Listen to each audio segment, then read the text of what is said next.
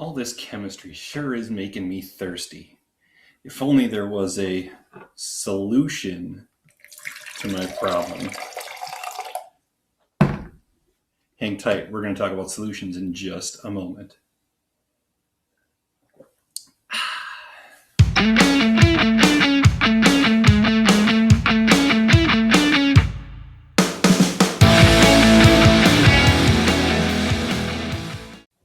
But what we're going to look at to begin with are two things. I'm going to clear up a potential misconception right away. When we're talking about a solution, we might have something like salt and water. Let me pour a little bit of salt in the water here. All right, and we'll come back to that in just a moment. I'm going to pour a little bit of pepper, like my cute little owl pepper shaker. Some pepper in this water. I'm going to give them both a stir. You probably can imagine this shouldn't be a surprise to anybody. But in the glass that I put the salt in, you can pretty much see that it is completely dissolved. And in the glass that I put the pepper in, this is still swirling around, but you can see it going like crazy in there. And I could leave this for a really long time and it is not going to dissolve.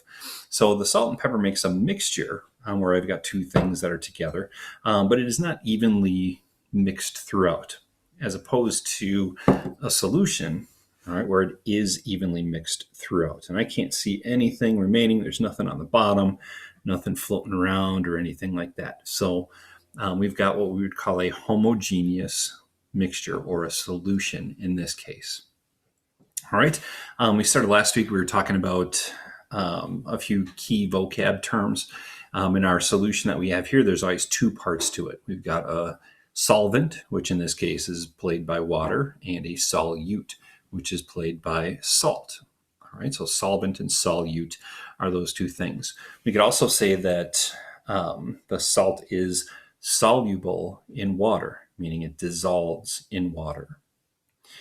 All right, as opposed to something like, say, a paperclip. All right, I was looking around the house trying to find a good example. A paperclip is a good one. Not a big surprise here. I'll put our paperclip in water and goes to the bottom of the glass. It's going to sit there for a while. You can see our paperclip. I could stir it, do all kinds of things.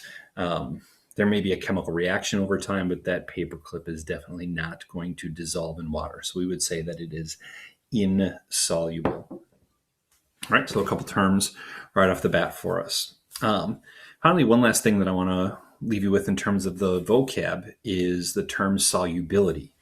You saw before that I put a small amount of salt in this glass and it all dissolved. All right, but I could keep putting salt in here. I'm going to just dump a whole bunch in. All right. Grab my trusty spoon. Sorry, my basement laboratory is being completely used by other experiments right now, so I had to resort to our kitchen glassware. But if I hold this up and kind of look, and there's a pile of salt still remaining on the bottom. All right, and if I let this sit for a little bit, maybe stir it for a while, I might get some more of that salt to dissolve. But eventually, all right, I'll just dump in some more. Eventually, I'm going to get to a point where I cannot dissolve any more salt.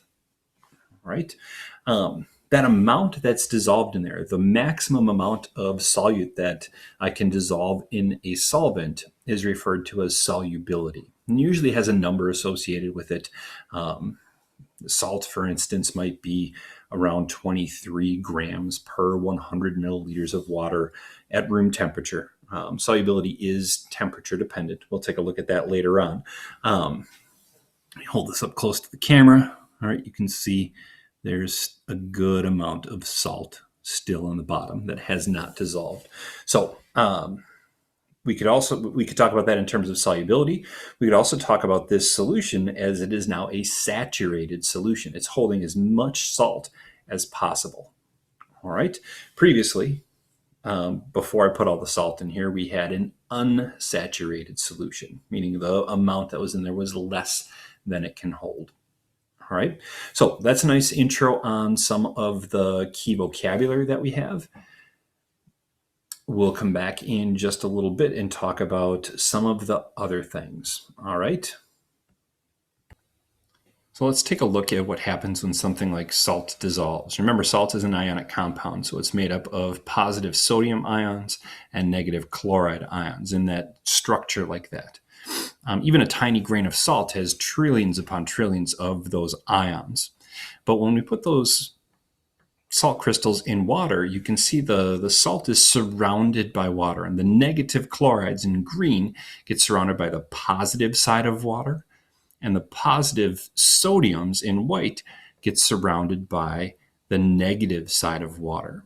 All right. And when those two ions are removed, it kind of opens that crystal up. All right. So more of those water molecules can surround it.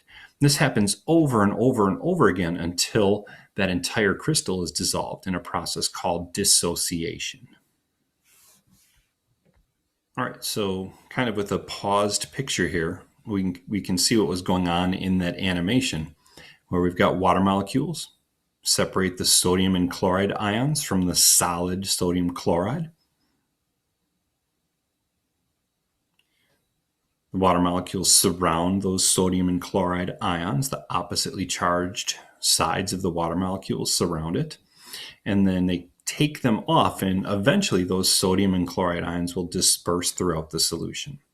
Right? This is what happens when an ionic substance dissolves in water. The solvent pulls the individual ions from the crystal and solvates them. This process is called dissociation, or sometimes dissolution.